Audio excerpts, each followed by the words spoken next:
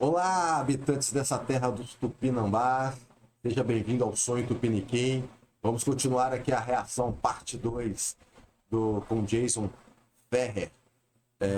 Algumas passagens bíblicas aqui. Eu iniciei o vídeo, o primeiro, pensando que ia ser uma treta com Daniel Gontijo, mas acabou rendendo outro corte aí, né?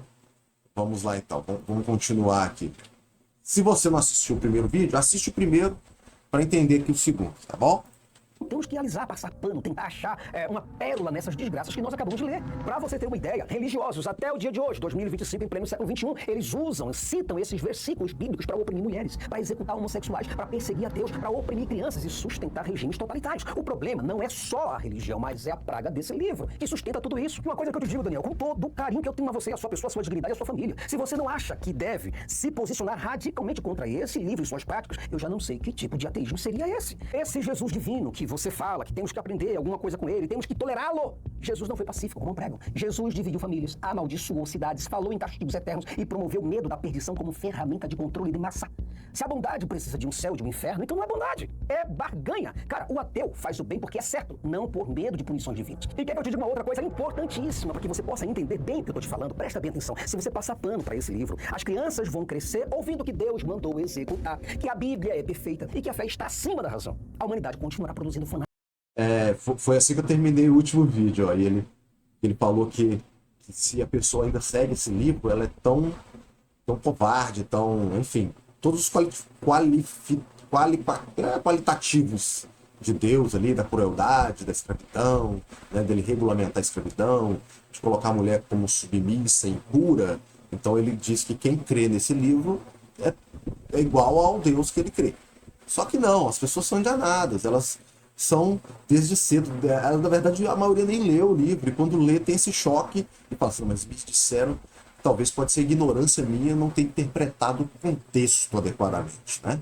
Mas vida que segue, vamos lá. Fanáticos, intolerantes e assassinos por aí em nome de um livro completamente antigo, Daniel. Agora, sobre um outro ponto completamente importante para as pessoas que gostam, para os telespectadores que gostam de você falando do Jesus histórico. Eu, particularmente, não sou a pessoa mais indicada para tratar sobre o Jesus histórico. Entre os nossos amigos, por exemplo, existem muitas e muitas pessoas muito mais qualificadas do que eu. Mas eu vou te dizer mais ou menos o que eu penso, tá? Sobre o Jesus histórico. Primeiro, o Jesus histórico ou hipotético é o mesmo Jesus da fé.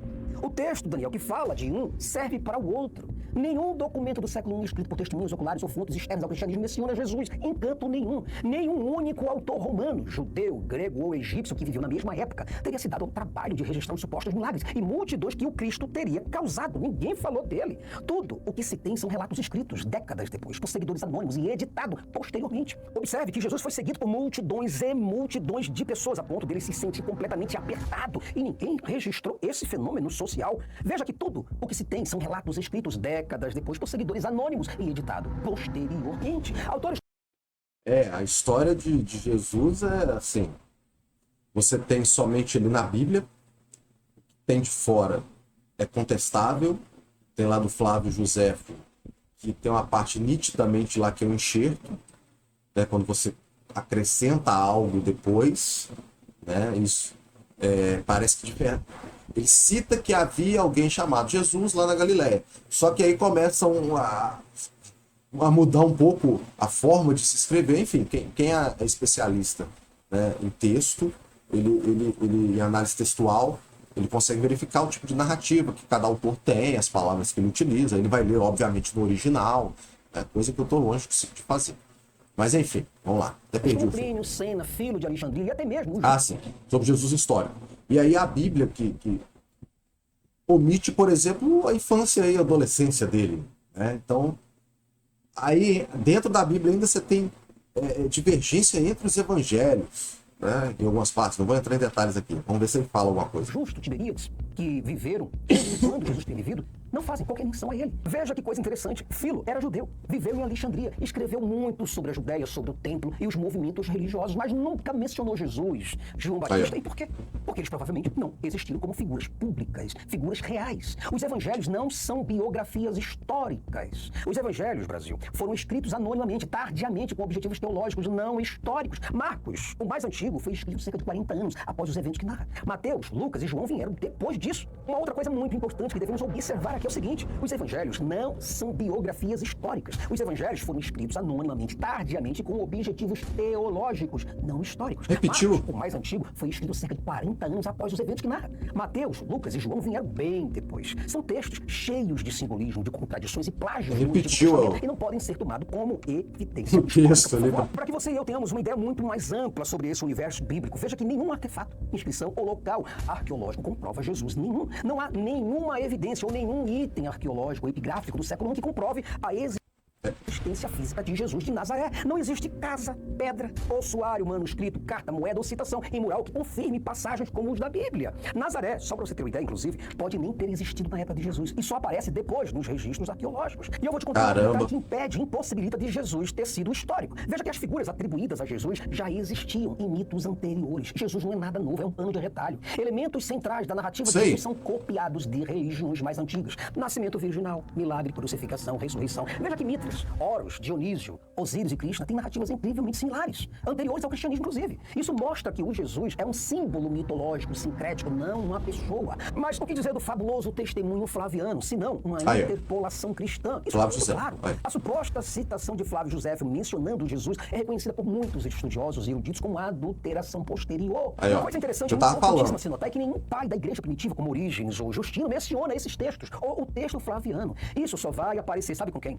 Com Eusébio da Cesareia, lá no século IV, conhecido por criar esse cara. É bom, né? Por criar registros cara é bom. para fortalecer a fé. Compra o livro dele. A citação é falsificada. Se inscreve no canal também. Eusébio de Cesareia. Ele inventou diversas coisas, diversos martírios e tantas outras coisas, apenas para sustentar a fé cristã. O cristianismo primitivo, por exemplo, era altamente simbólico e gnóstico. Os primeiros movimentos cristãos, como os gnósticos, os docentistas, os marcionitas, negavam que Jesus tivesse um corpo físico. E por que eles negavam se eles estavam ali?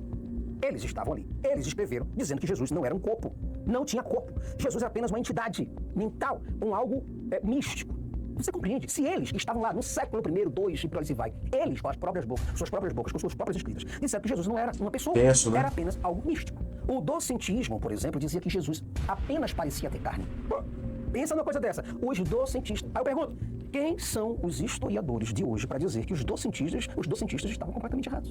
Você tá entendendo? Nós temos eu não sei quem são os docentistas. Do século II, quero dizer por diante, dizendo que Jesus era apenas algo místico. Isso mostra que a própria igreja primitiva debatia a materialidade de Jesus. O que seria estranho se ele tivesse sido... A docentista para você, do outro lado, ter uma ideia muito mais ampla, para você ver o buraco que é mais embaixo, veja que Jesus nunca foi citado em documentos legais da época. Nenhum processo judicial, ou pena de morte, anistia, ou registro do império menciona um homem. Porra, imagina um cara que saiu voando, que ressuscitou um monte de gente, foi crucificado, fez aquele auê todo, botou como é que fala o nome daquele? Um eclipse num dia que nem era pra ter. Ninguém viu, tem nem uma foto. Chamado Jesus, julgado por Pôncio Pilatos. Todos nós sabemos, Brasil, que Pilatos era o governo. Como é que você acha que tem uma foto? Tinha o seu nome vídeo, por ordem de Roma. Era Roma que mandava fazer isso. Mas Jesus, nada consta nos arquivos históricos. Veja que a criação do Jesus histórico atende a interesses políticos do Império.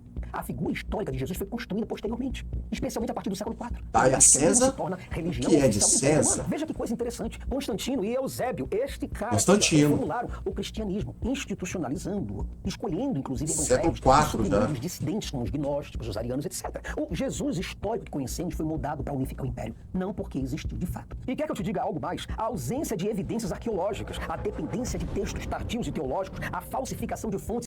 Ausência de evidência não é evidência de ausência. De semelhança com mitos mais antigos fazem da muito isso. Construção ideológica, não histórica. Mas às vezes a ausência de evidência é que não é evidência.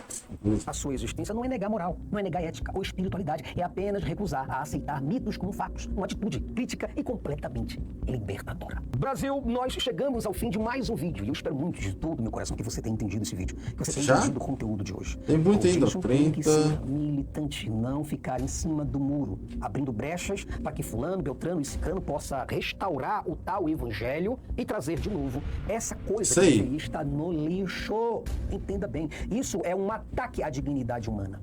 Veja que se alguém, por exemplo, diz que a Bíblia é o livro mais moral do mundo, peça que leia Levítico, Deuteronômio ou as palavras de Jesus em Lucas capítulo 10. Pentateuco. Se mesmo assim ela disser, mas Deus sabe o que faz, ou devemos olhar para a Bíblia com mais simpatia, ou contextualizá-la em nossos... Eu digo que o Pentateuco é aquele livro assim, né? Porque o pessoal vai pro Novo Testamento e fala assim, abre lá Salmos, Provérbios, né? Que só tem coisa bonitinha. Abre que Deus vai ter uma mensagem boa para você. Não, 99% porque esses dois livros aí são bons nisso. Mas pega o Pentateuco ali, abre em qualquer parte dele. É só coisa bizarra. Os dias, então essa pessoa aceita toda e qualquer crueldade em nome da fé até os dias de hoje. E é por isso que eu não sou apenas ateu, Brasil. Eu sou militante contra esses efeitos colaterais da religião, que é intolerância, ignorância e submissão. E eu não aceito isso. Eu digo pra você, meu irmão, Daniel, sei que você tem um caminho maravilhoso e está percorrendo algo muito digno na sociedade, a DEA. Mas presta atenção, meu irmão. Não passa pano para essas coisas. Eu fico demasiadamente agradecido pela oportunidade de estarmos juntos, de estar no seu canal. Mas uma coisa que eu não admito, por hipótese alguma, é dizer que alguma parte desse livro serve para os nossos dias, depois de tudo que fizeram contra a humanidade, contra as mulheres, contra os escravos. E no dia de hoje, eu ainda chegar a olhar para esse livro e dizer, mas existem umas partezinhas boas que nós devemos aceitar. Nós não podemos ser intolerantes. Por favor, vamos jogar essa porcaria no lixo, que é o melhor que a gente pode fazer. Forte abraço. Eu te aguardo no próximo vídeo, Brasil. É isso aí. Mas partezinha boa pra enganar o trouxa mesmo. Até golpe que o pessoal dá, ele primeiro fala a parte boa, te encanta, te convence e depois... Trau. É isso aí. Se você assistiu até agora, cara, amigo, se inscreva no canal. O seu alarme Verisuri já está instalado. Curta também o vídeo, compartilhe, tá bom? E assista o próximo vídeo aí que a gente vai reagir do Jason na rua entrevistando as pessoas. Valeu!